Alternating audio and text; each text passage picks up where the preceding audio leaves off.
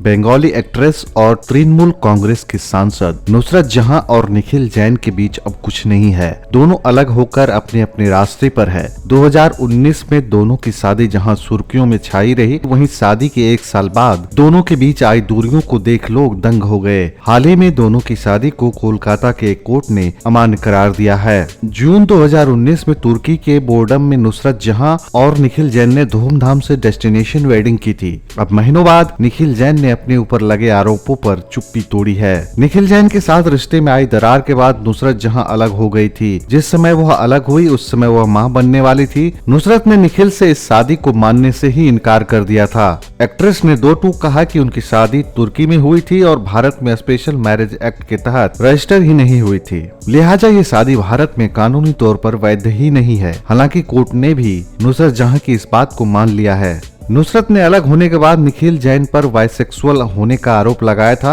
हाल ही में एक इंटरव्यू में उन्होंने अपने ऊपर लगे इस आरोप पर चुप्पी तोड़ी। उन्होंने कहा कि उनके ऊपर कई आरोप लगाए गए जो गलत है। इन आरोपों में से एक आरोप निखिल जैन के बाइसेक्सुअल होने का था। इस मामले पर उन्होंने चुप्पी तोड़ते हुए कहा कि मैं बाइसेक्सुअल नहीं हूँ। इस दौरान उन्होंने स्वीकार किया कि अपनी पूर्व पत्नी को वो अब भी प्यार करते हैं। निखिल जैन से पहले शादी और फिर मां बनने के खबरों के बाद निखिल से शादी तोड़ने और फिर एक्टर यश दासगुप्ता के साथ अफेयर की खबरों को लेकर नुसरत लंबे समय से सुर्खियों में बनी है। अगस्त में नुसरत ने एक बेटे को जन्म दिया जिसको यश दासगुप्ता ने पिता का नाम दिया। इस खबर के बाद नुसरत जहां की सिंदूर लगी तस्वीरें भी सोशल मीडिया पर खूब वायरल हुई, जिसके बाद लोगों ने यश दासगुप्ता के साथ उनकी शादी को लेकर सवाल करने शुरू कर दिया था। ये जानकारी आपको कैसी लगी कमेंट करके जरूर बताइए। चैनल पर नया है चैनल को सब्सक्राइब कर लीजिए और बेल आइकन प्रेस करके रखिए ताकि हमारे वीडियोस के अपडेट आप तक लगातार मिलते रहे।